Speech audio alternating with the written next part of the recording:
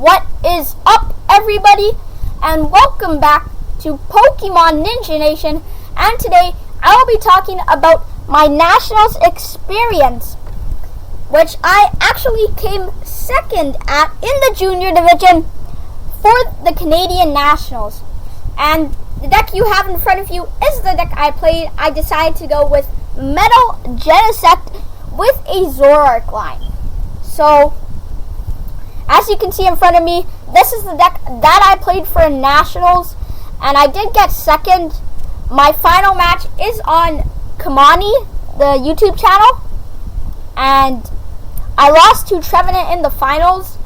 I just couldn't draw good at all, and my Metal Fortress was prized in the second game, so it was just a bad matchup going in for me. Oh, also to note, my opponent, who's a friend of mine, flipped 7 heads on Crushing Hammers, so that was also really, you just have to live with it. So I did get second place. I'm extremely happy with that. It does secure me my my day 2 invite. I'm actually ranked first in North America, so this is the deck I played, and we're gonna get right into it. So probably my main attacker of the deck is Genesect EX. It has the ability Drive Change, where we could swap tools. It was really good to just switch Floatstone and Fury Belts. And then we also have Rapid Blaster to do 100 and discard as many Metal Energies as we like to get a KO. So Genesect MVP of the weekend probably. We then have our backup attacker H/EX. I probably say I used this guy as many times as I used Genesect. Night March was huge this weekend, and this guy was monstrous. It was a monster. I don't know how to say it, but it was a monster. I can't explain it. It won me, basically, it won me the Night March matchup. And if I could go back into the tournament, I would play 4 of these if I had an unlimited deck space. But definitely, for Worlds, if I was to play Metal Genesect, I would play at least 2 Aegislash, seeing how much Night March will be hype and Karen is not getting printed. So Aegislash, a really good card.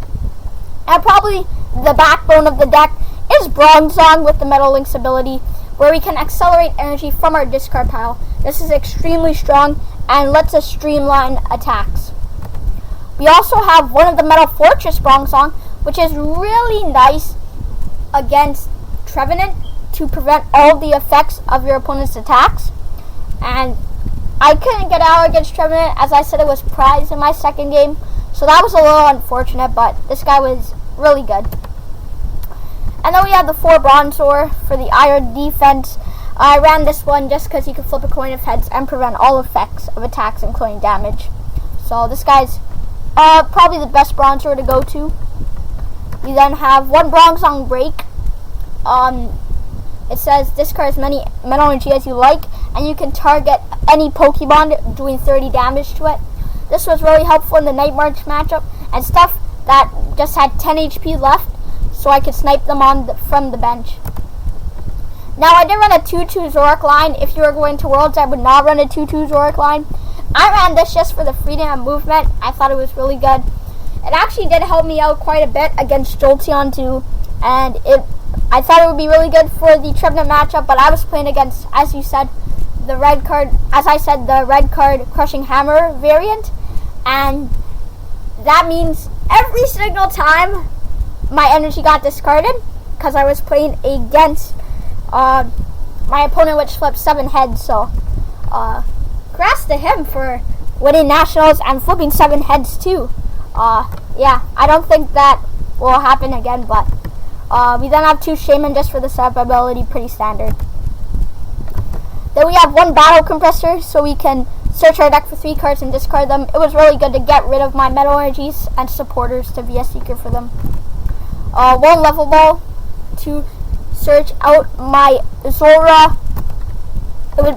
It's basically a better card because I do run Zora, so it was able to search out Zora, Bronzor, Bronzong with the Metal Lynx, so it was a nice card. We then have 4 Max Elixirs. This card is amazing when you're under Hex and just to explode on the first turn. Sometimes I even got Genesect to attack on the first turn. So Max Elixir, great card for this deck. If you're not playing this in Metal Genesect, I don't know what version you're playing. This should be the version you're playing. You could go like Trainer's Mail. I would probably cut the Zorks for Trainer's Mail. That's what I would probably do. Still run 4 Max Elixir. You could go for a more level ball version and just explode more. But for now, I really like the Max Elixir version. And if you don't think you should run it, test it out. You then have one Super Rod to shuffle back in combinations of cards. It was really good to get back Genesect, Energies, and Bronzongs, because I normally discarded Bronzong in my opening hand because I always started it in my hand, and I just had the Sycamore. We then have 4 Ultra Ball, really no explanation, search out our Pokemon. 4 VS Seeker, we use supporter cards. 1 AZ to pick up something damaged, basically. Also, it was really nice to pick up Bronzong.